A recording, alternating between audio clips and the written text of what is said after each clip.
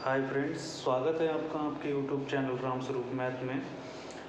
आज हम UP board परीक्षा 2022 के कुछ ऑब्जेक्टिव प्रश्नों पर चर्चा करेंगे जो हाई स्कूल परीक्षा 2022 के लिए बहुत इम्पोर्टेंट हैं। और हमारे विद्यालय रामस्वरूप मेमोरियल उच्चतर माध्यमिक विद्यालय में होने वाली प्री बोर्ड परीक्षा की दृष्टि से भी, जो OMR परीक्षा होगी उसकी दृष्टि से भी बहुत महत्वपूर्ण है। इस श्रृंखला को आगे बढ़ाते हुए पहला क्वेश्चन है हमारा, निम्न में परमेय संख्या कौन सी है। सबसे पहले हम परमेय संख्या के बारे में जानेंगे। तो दोस्तों, परमेय संख्या वह संख्या होती है जिसे P/Q के रूप में लिखा जा सकता है।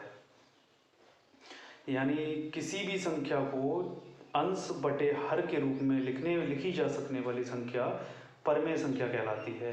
अतः हमारा विकल्प 22/7 बिल्कुल करेक्ट है। अब हम कहेंगे कि 5/√16 भी तो अंश हर के रूप में है, लेकिन जो √16 है परमेय संख्या में अंडर रूट नहीं आता है, तो इसलिए हमारा करेक्ट आंसर हो जाएगा ऑप्शन ए।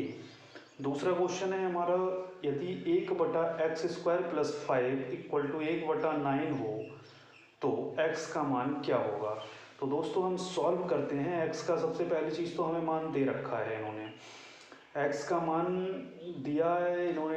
ऑप्शन ए है +-1, ऑप्शन बी है +-2, ऑप्शन सी है +-3 और ऑप्शन डी है हमारा +-4। इस क्वेश्चन को सॉल्व करने के मैं आपको दो मेथड बताऊंगा। सबसे पहला मेथड तो ये है ऑप्शन से चेक करना। तो दोस्तों ऑप्शन से हम किस तरह से चेक करते हैं, ऑप्शन में जो वैल्यू दी है वो x की वैल्यू है और हम x के मान हम अपनी समीकरण में लगाएंगे बारी बारी से और देखेंगे कौन सा क्वेश्चन हमारा मैच कर रहा है। तो 1/x² + 5 = 1/9, यानी x की वैल्यू इन चारों में से कोई सी लगाने पर हमें इधर भी 1/9 मिलना चाहिए। तो दोस्तों अब हम देखते हैं कि +-1, अगर हम +1 रखते हैं तो x² 1/+1² + 5 कितना मिलेगा, 1 का स्क्वायर 1 रह जाएगा तो 1 + 5 = 1/6 मिला। ये हमारा करेक्ट ऑप्शन नहीं है। अब हम दूसरे की तरफ बढ़ेंगे। तो 1/x की जगह पे हम +-2 रखेंगे तो पहले हम -2 रखते हैं। -2 का स्क्वायर + 5 = माइनस का जब स्क्वायर करते हैं तो वो प्लस हो जाता है और 2 का स्क्वायर जब हम करेंगे तो वो 4 हो जाएगा। 4 + 5 = हमारा आ जाएगा 1/9। तो हमें हमारा विकल्प कौन सा सही है, हमारा विकल्प बी सही है। अब हम दूसरे मेथड से इसे हल करने की कोशिश करेंगे। दूसरा मेथड इसका ये है, पहला मेथड तो ये है और दूसरा मेथड हमारा ये है, इसकी तिरछी मल्टीप्लाई कर देते हैं।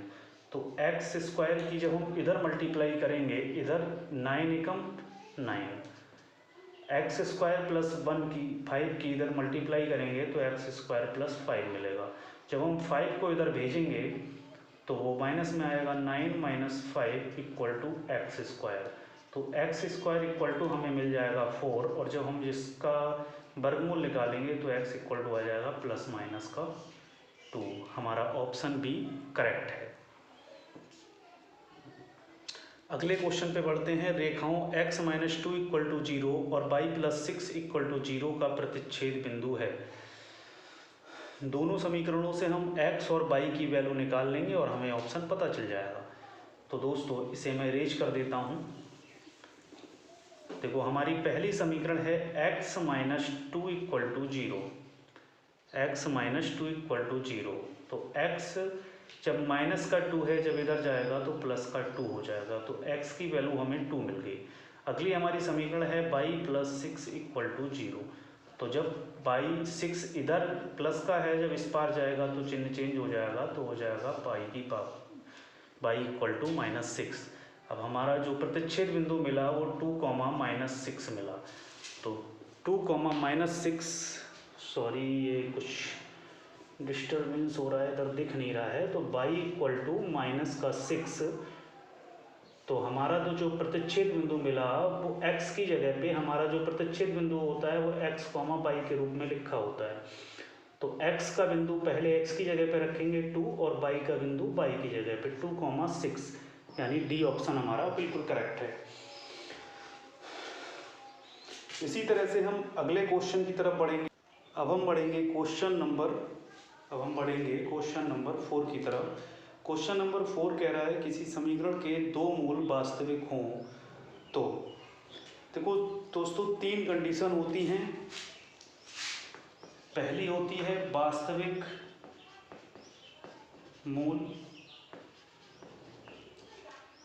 अगर हमारी समीकरण हो ax² + bx + c = 0, तो इसके अगर वास्तविक मूल होंगे तो हमारी कंडीशन होती है वो होती है b² - 4ac > 0। दूसरी कंडीशन होती है बराबर की। अगर हमारे मूल बराबर हों तो कंडीशन होती है b² - 4ac = 0। और तीसरी कंडीशन होती है अगर हमारे मूल काल्पनिक हों। काल्पनिक का मतलब जिन्हें हम हल नहीं कर सकते, तो उनके लिए कंडीशन होती है b² - 4ac < 0।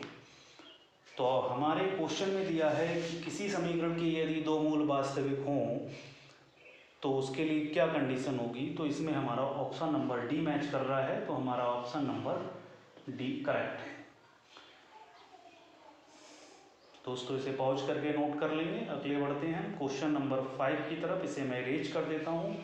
क्वेश्चन नंबर 5 हमारा कह रहा है समीकरण 2x² + 5x + 4 के मूल हैं। तो अभी हमने दोस्तों बताई थी तीनों कंडीशन। तो हमें इस समीकरण की तुलना 2x² + 5x + 4 = 0 की तुलना ax² + bx + c = 0 से करेंगे तो हमें मिल जाएगा a = 2 और b = 5 और c = 4। अब हम हल करेंगे b² - 4ac को। तो b² यानी 5 का स्क्वायर माइनस 4 तो हमारा सूत्र का है, और a का 2 और c की जगह पे 4, तो इक्वल टू हमें मिल रहा है 5 का स्क्वायर 25 माइनस 4 चौके 16 दूनी 32। तो हमारा जो भी ओवरऑल आंसर मिलेगा वो माइनस में मिलेगा। माइनस में हमारा मिलेगा 7। तो जब माइनस में आंसर आता है तो हम कह सकते हैं b² - 4ac < है 0 से। तो इसमें क्या कंडीशन बताई थी कि जब आंसर माइनस में आता है तब उस समीकरण के मूल काल्पनिक होते हैं। तो अतः इस समीकरण के इसके लिए कौन सा ऑप्शन सही होगा? Option number D. अगले बढ़ते हैं सभी वर्ग होते हैं, सभी समरूप या सर्वाक्षम, समान या अलग। तो दोस्तों समरूप त्रिभुजों की जो कंडीशन होती है वो ये होती है, इसे मैं इरेज कर देता हूँ। जो वर्गों की जो कंडीशन होती है वो वर्ग की परिभाषा ये होती है कि वर्ग की चारों भुजाएं बराबर होती हैं सभी वर्गों की। तो जो ऐसी दो आकृति जो जिनकी भुजाओं में मतलब संगत भुजाओं में जिनकी अनुपात होता है, जैसे एक वर्ग हमने ये ले लिया, इसकी ये भुजा 2, ये 2, ये भी 2। अगला हमने वर्ग फिर ले लिया, इसकी मान लो 4, ये 4, ये 4, ये भी 4। तो इन जिनकी संगत भुजाएं बराबर होती हैं, जिन आकृतियों की संगत भुजाएं बराबर होती हैं, वह आकृति समरूप आकृतियाँ कहलाती हैं। सर्वाक्षम वह होती हैं जिनकी सभी भुजाएं उन्हीं के बराबर हों, तो वो भुजाएं समरूप, वो आकृतियाँ सर्वाक्षम कहलाती हैं। समान यानी जो देखने में समान हो वो समान होती हैं। अलग यानी उनकी जो भुजाएं हैं वो बिल्कुल अलग अलग हों, तो वो आकृतियाँ अलग अलग कहलाती हैं। तो इसमें हमारा ऑप्शन नंबर ए बिल्कुल करेक्ट।